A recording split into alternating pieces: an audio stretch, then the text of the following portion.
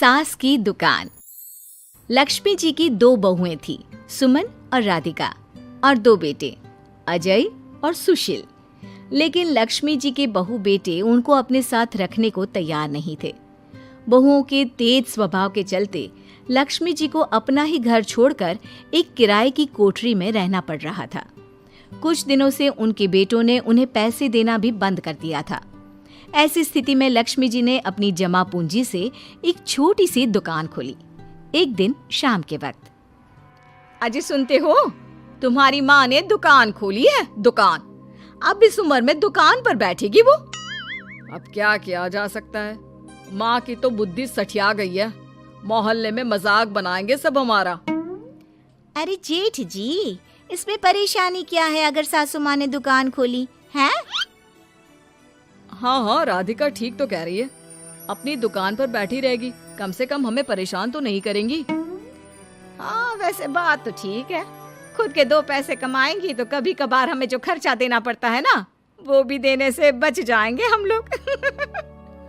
फिर किस बात की परेशानी, खोलने दो माँ को दुकान, हमें क्या।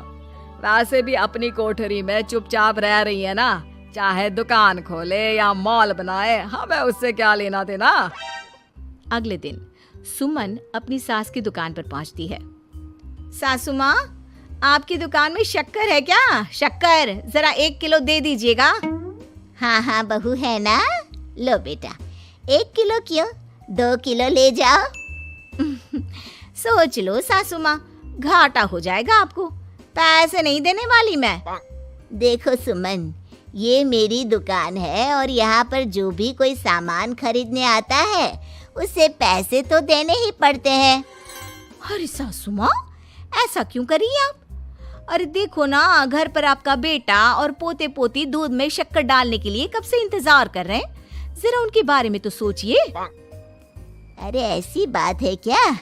अब मुझे नहीं पता था।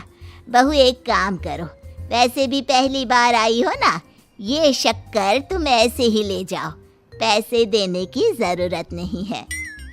अगले दिन राधिका भी अपनी सास की दुकान पर पहुंचती है। प्रणाम सासू माँ, कैसी चल रही है आपकी दुकान? बस बेटा, जैसे तैसे करके काम चला रही हूँ। तुम बताओ, घर में सब राजी खुशी है ना? हाँ हाँ मम्मी जी, सब कुछ ठीक ठाक है। बताओ राधिका बहू, कैसे आना हुआ? कुछ काम था क्या? वो ना मम्मी जी, मुझे जरा 5 किलो आटा चाहिए था। मेरे पैर में ना बहुत दर्द है, इसलिए बाजार तक जाने में ना तकलीफ हो रही थी। घर पर बच्चे भूखे बैठे हैं, सोचा आपसे ही ले लेती हूँ। हाँ हाँ, क्यों नहीं बेटा, ये लो 5 किलो आटा ले जाओ। हाँ, लेकिन मम्मी जी, आपने जिठानी जी को शक्कर फ्री में दी थी, तो मुझसे भी पैसे तो नहीं लेंगी ना? हाँ, अच्छा ठीक है बेटा, कोई बात नहीं, तुम ऐसे ही ले जाओ, बच्चों से क्या पैसे लेना। कुछ दिनों के बाद लक्ष्मी का बेटा अजय दुकान पर पहुंचता है। कैसी हो माँ, दुकान तो अच्छी चल रही है ना तुम्हारी? सब मोहल्ले वाले तारीफ करते रहते हैं। अब क्या करूं बेटा, तुमने तो मुझे सहारा दिया नहीं, गरीब माँ को घर से बाहर निकाल दिया। कुछ तो करना पड़ेगा ना अपना पेट पालने के लिए। वो माँ ना बहुओं की बहुत चिक चिक रहती थी। अब देखो कितनी अच्छी जिंदगी है तुम्हारी, खुद कमाती हो, खुद खर्च करती हो। इससे अच्छी भला कोई जिंदगी हो सकती है क्या? हाँ बेटा, दिल को बहलाने के लिए तुम्हारी ये बात भी सही है, लेकिन कोई बात नहीं बेटा, मैं खुश हूँ। अच्छा माँ, मैं क्या कह रहा था, जरा 500 उधार तो दे देना। कमाल की बात है बेटा, तुम मुझसे पैसे उधार मांग रहे हो। तुम्हारे पास पैसों की क्या कमी है? अरे माँ, इस महीने की तनख्वाह नहीं आई और आप तो अपनी बहू को जानती है ना, उसे शॉपिंग करनी है। जल्दी वापस लौटा दूंगा माँ। ठीक है बेटा, ये लो 500 रुपए, लेकिन देखो कुछ दिनों में वापस दे देना, मुझे अपनी दुकान के लिए माल भी तो खरीदना है। हाँ हाँ ठीक है माँ, जल्दी पैसे लौटा दूंगा। बहुत दिनों तक अजय अपनी माँ लक्ष्मी के पैसे वापस नहीं देता और सुमन और राधिका बार बार किसी न किसी बहाने से अपनी सास लक्ष्मी की दुकान से बिना पैसे दिए खूब सारा सामान ले आती है, जिसकी वजह से लक्ष्मी को अपनी दुकान में बहुत घाटा होता है। फिर एक दिन जब राधिका सामान लेने के लिए लक्ष्मी की दुकान पर पहुंचती है, सासू माँ, जरा वो 1 किलो दाल तो देना। नहीं बहू, अब मैं तुम्हें या सुमन को कोई सामान फ्री में नहीं देने वाली। तुम लोगों ने कभी कोई मदद नहीं की मेरी, उल्टा मेरी दुकान से फ्री का सामान ले जाकर मुझे मुश्किल में डाल दिया है। लेकिन मम्मी जी, हम तो आपके बच्चे हैं ना। अगर इतना ही मेरे बच्चे हो तो फिर मुझे घर से बाहर क्यों निकाल दिया? देख बहू, अब मैं तुम्हें 1 रुपए का सामान भी फ्री में नहीं दूंगी। और जाकर सुमन को भी कह देना, आए दिन तुम्हारा पति मुझसे उधार ले जाता है और वापस भी नहीं लौटाता। राधिका गुस्से में घर वापस आती है। घर आने के बाद, क्या हुआ राधिका, बहुत गुस्से में लग रही हो तुम?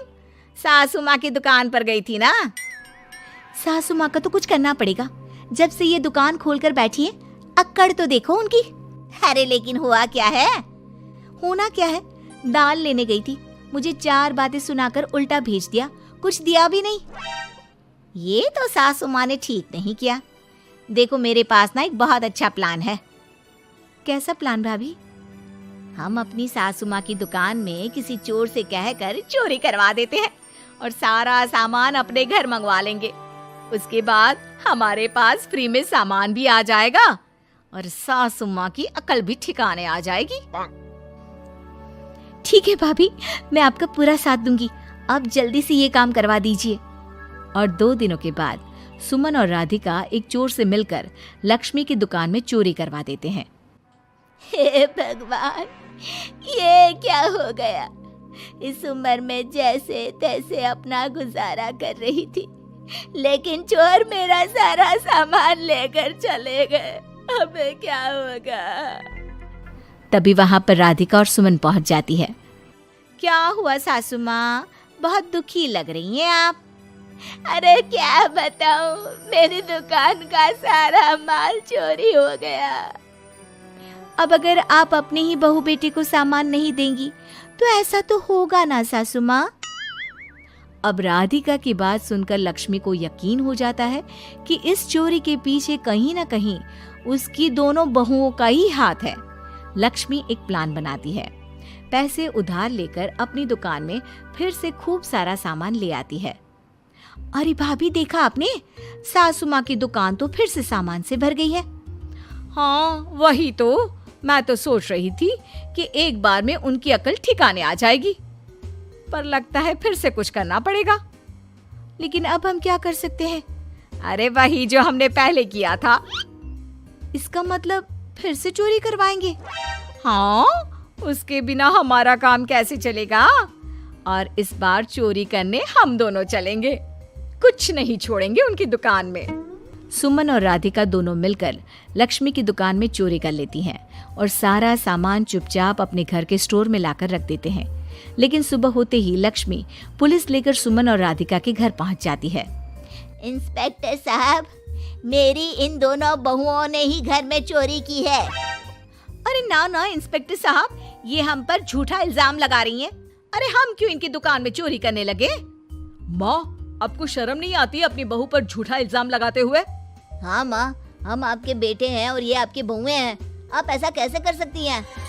लक्ष्मी जी, क्या आपके पास कोई सबूत है? अरे इंस्पेक्टर साहब, आप इनकी बातों में मत आइए। ये हमारी माँ है और इनकी दिमागी हालत ठीक नहीं है, इसीलिए तो हमसे अलग रहती हैं। इंस्पेक्टर साहब, मेरी दिमागी हालत बिल्कुल ठीक है और मेरे पास इन दोनों के खिलाफ बहुत बड़ा सबूत है। बताइए, क्या सबूत है आपके पास? आप जरा मेरी दोनों बहुओं के हाथ पानी से धुलवा दो, फिर सब कुछ साफ साफ पता चल जाएगा। अरे हाथ पानी से धोने से क्या होगा माँ? आप दोनों मेरे सामने अपने हाथों पर पानी डालिए। जैसे ही राधिका और सुमन अपने हाथ पानी में डालती हैं, उनके हाथों का रंग लाल हो जाता है और ये देखकर सब लोग हैरान रह जाते हैं। अरे ये क्या, तुम्हारे हाथों का रंग